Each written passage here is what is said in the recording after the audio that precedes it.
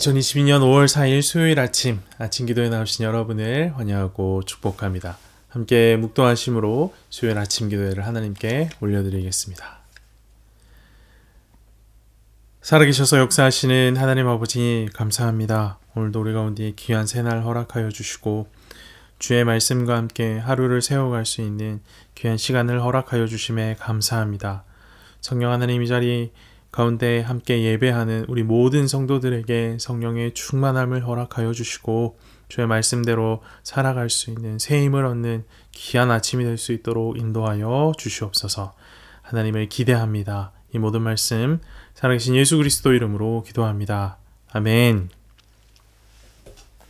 오늘 함께 보실 하나님의 말씀은 룻기 2장 14절에서 23절까지 말씀입니다. 식사할 때에 보아스가 룻에게 이르되 이리로 와서 떡을 먹으며 내 떡 조각을 초에 찍으라 하므로 룻이 곡식 베는 자 곁에 앉으니 그가 볶은 곡식을 주매 룻이 배불리 먹고 남았더라. 룻이 이삭을 주우러 일어날 때에 보아스가 자기 소년들에게 명령하여 이르되 그에게 곡식 단 사이에서 줍게 하고 책망하지 말며 또 그를 위하여 곡식 다발에서 조금씩 뽑아버려서 그에게 줍게 하고 꾸짖지 말라 하니라. 룻이 밭에서 저녁까지 줍고 그 주운 것을 떠니 보리가 한 에바쯤 되는지라.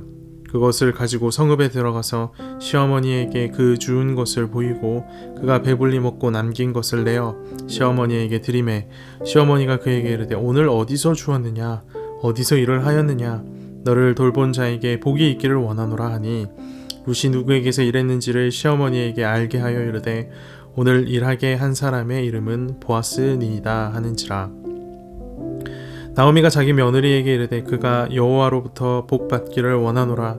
그가 살아있는 자와 죽은 자에게 은혜 베풀기를 그치지 아니하도다 하고 나오미가 또 그에게 이르되 그 사람은 우리와 가까우니 우리 기업을 물을 자 중에 하나이니라 하니라. 모압 여인 룻이 이르되 그가 내게 또 이르기를 내 주수를 다 마치기까지 너는 내 소년들에게 가까이 있으라 하더이다 하니 나오미가 며느리 룻에게 이르되 내 딸아 너는 그의 소년들과 함께 나가고 다른 밭에서 사람을 만나지 아니하는 것이 좋으니라 하는지라. 이에 룻이 보아스의 소녀들에게 가까이 있어서 보리추수와 밀추수를 마치기까지 이삭을 주우며 그의 시어머니와 함께 거주하니라. 아멘. 보아스가 룻에게 베푸는 은혜는 14절 이후로도 계속해서 이어지고 있습니다. 14절 말씀 잠깐 보겠습니다.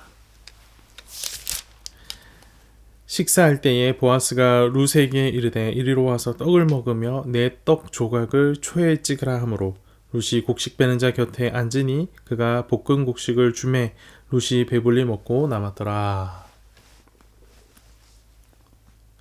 보아스는 식사 시간이 되자 룻에게 와서 같이 식사하자고 식사 자리로 룻을 초대합니다. 룻을 자기 식솔들의 식탁으로 초대하여 떡과 볶은 곡식을 제공해 줍니다. 보아스는 룻에게 떡을 줄 뿐만 아니라 그 떡을 초에도 찍어 먹으라 라고 이렇게 권면해 줍니다. 초도 함께 먹으라 하는 것이죠. 이때 이 초는 포도식초를 의미합니다. 이 포도식초는 당시 빵에 찍어 먹는 일종의 소스와 같은 것으로 보입니다. 이런 보아스의 대접에 룻이 배불리 먹고 남았다라고 본문은 기록하고 있습니다.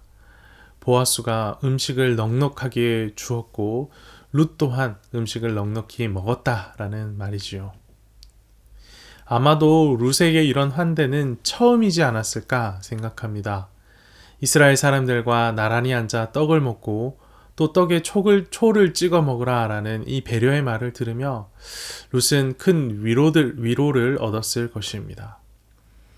식사가 끝나고 룻이 이삭을 주우러 일어나자 보아스가 일꾼들을 불러서 당부의 말을 전합니다. 15절, 16절 말씀을 보겠습니다.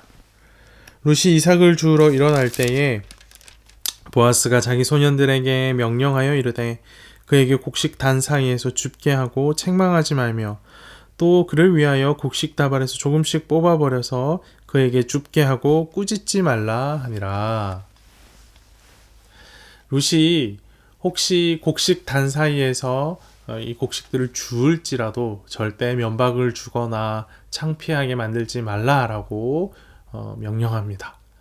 또 더 많이 주어갈 수 있도록 곡식 다발에서 일부러 조금씩 빼주라 라고 하면서 룻이 넉넉하게 주어가는 것을 꾸짖지 말라라고 일러놓습니다. 보아스는 룻에게 물질적인 배려뿐만 아니라 그녀가 인격적으로 무시당하지 않도록 배려를 합니다. 생각해보면 룻이 당한 어려움은 룻의 게으름이나 죄로 인한 것이 아니지요. 여성이 땅을 상속받지 못하는 사회적 구조와 또 이스라엘에서 환영받지 못하는 이방인이라는 신분 때문에 생긴 어려움입니다. 이런 사회적 약자를 돕기 위해 하나님께서 허락하신 것이 지금 룻이 행하고 있는 바로 이삭 줍기이죠. 그러므로 이들이 이삭을 줍는다라고 해서 멸시를 받거나 비난을 받아서는 안 됩니다. 보아스는 하나님의 이런 뜻을 잘 이해하고 알고 있었고 그 뜻을 드러내 보여주고 있는 겁니다. 우리가 어려운 사람들을 도울 때 자신의 우월감을 드러내며 도움받는 상대방을 멸시하는 그런 태도를 가지는 경우가 더러 있습니다. 하지만 약자를 돕는 것은 하나님 말씀에 순종하는 신앙의 문제이며 하나님 사랑을 전달하는 하나님 나라 백성의 의무입니다. 우리에게는 혹시 누군가를 도우며 내가 그들보다 낫지 하는 교만한 마음을 갖고 있지 않은지, 혹시 그런 마음을 가지고 있다면 오늘 이 보아스의 모습을 배워서 하나님 나라 백성으로서의 의무를 다하는 대학교의 성도들, SCM 형제 자매들이 되기를 간절히 소망합니다. 보아스의 은혜를 입은 룻, 그녀가 은혜를 받아서 밭에서 주워 모은 보리의 양이 상당한 것으로 보입니다. 17절에서 19절까지 말씀을 보십시오. 룻이 밭에서 저녁까지 줍고 그 주운 것을 떠니 보리가 한 에바쯤 되는지라. 그것을 가지고 성읍에 들어가서 시어머니에게 그 주운 것을 보이고 그가 배불리 먹고 남긴 것을 내어 시어머니에게 드리매 시어머니가 그에게 이르되 오늘 어디서 주었느냐 어디서 일을 하였느냐 너를 돌본 자에게 복이 있기를 원하노라 하니 룻이 누구에게서 일했는지를 시어머니에게 알게 하여 이르되 오늘 일하게 한 사람의 이름은 보아스니이다 하는지라. 학자들은 이 한 에바의 양이 14에서 23kg 정도 되는 양이다 라고 말합니다. 또 당시 문서들에 의하면 성인 남성의 하루 평균 양식이 0.54kg 정도 된다라고 합니다. 그러니 이 룻이 지금 얻어간 이 한 에바라는 양이 대충 한 20일 정도, 성인 여성 2명이 한 20일 정도 먹을 수 있는 상당한 양을 얻은 것이다 라고 할 수 있습니다. 많은 양식을 얻은 룻은 그것을 들고 성읍에 있는 집으로 돌아갑니다. 룻은 집에 돌아가자마자 자신이 주운 것을 나오미에게 보여주고 자신이 점심때 먹고 남긴 것 또한 어머니께 드립니다. 엄청난 식량과 맛있는 음식들 앞에 나오미는 놀라며 이걸 어디에서 주었냐? 너 도대체 어디에서 일했느냐? 라고 묻습니다. 이에 룻은 자신에게 은혜를 베푼 이가 있었다. 그가 바로 보아스였다라고 그 사실을 알립니다.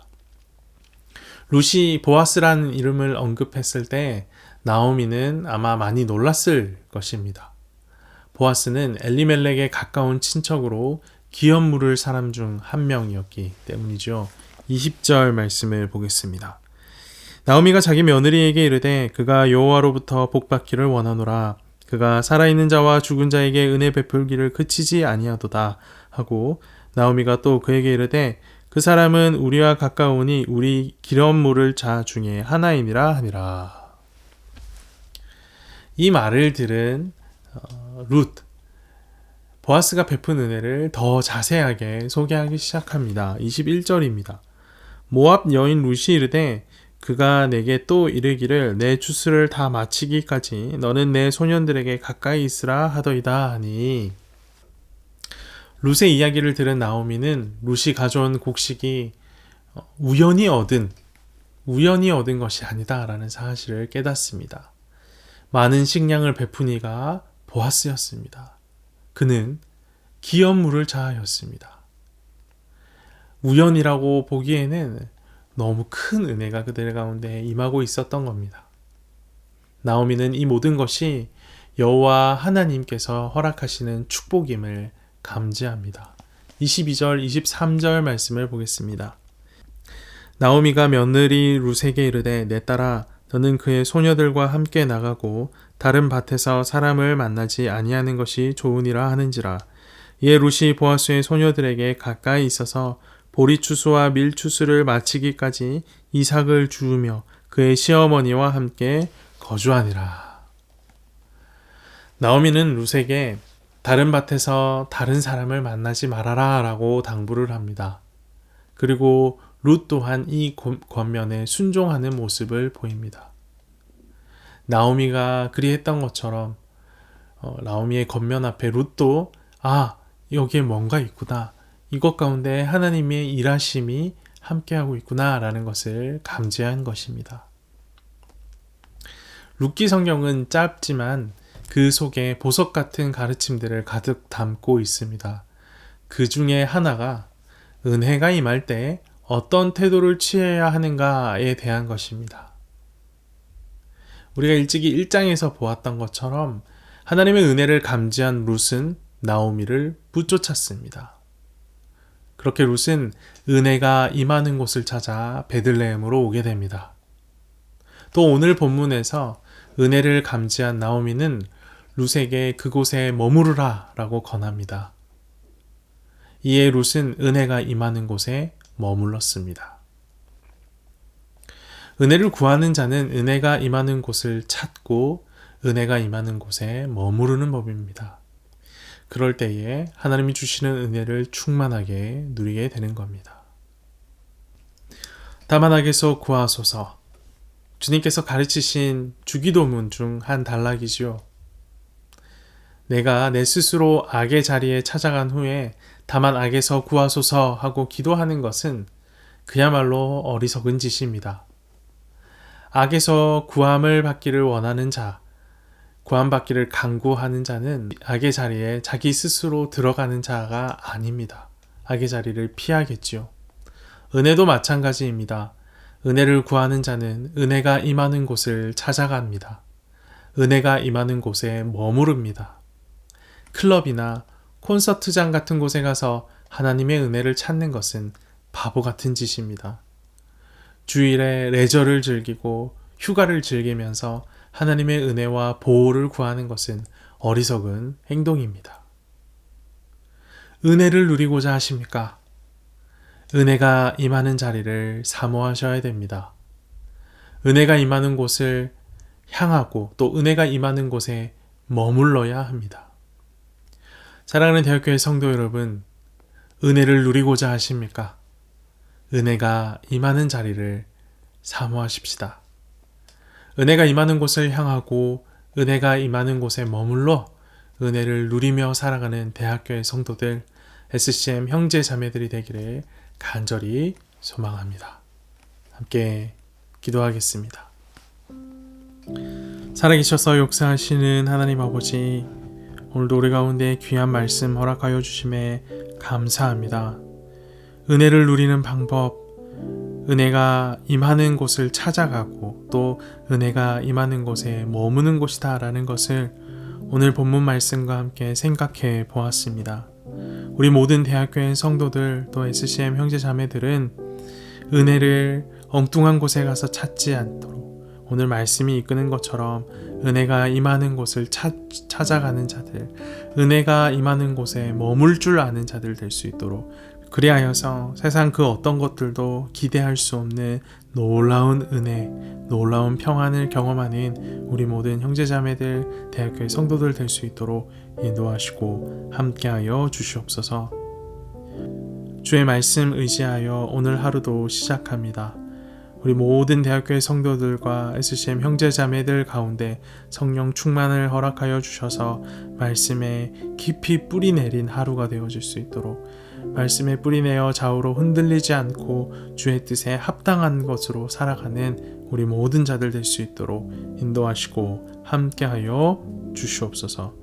주님과 동행하는 자에게 참된 형통이 있는 줄 믿습니다. 오늘 하루를 살아가는 모든 성도들 가운데 형통을 경험하는 은혜가 있도록 인도하여 주시옵소서.